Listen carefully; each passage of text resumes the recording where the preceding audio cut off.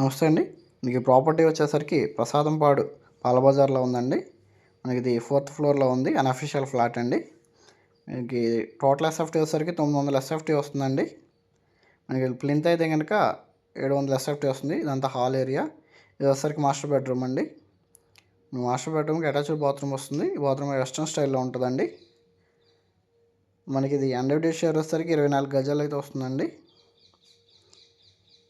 మన కాస్ట్ వచ్చేసరికి ఇది 27 లక్షలు అయితే చెప్తున్నారండి, నెగోషియబుల్. ఇదంతా కిచెన్ అండి. మనకి ఇది కార్ పార్కింగ్ కూడా వస్తుంది.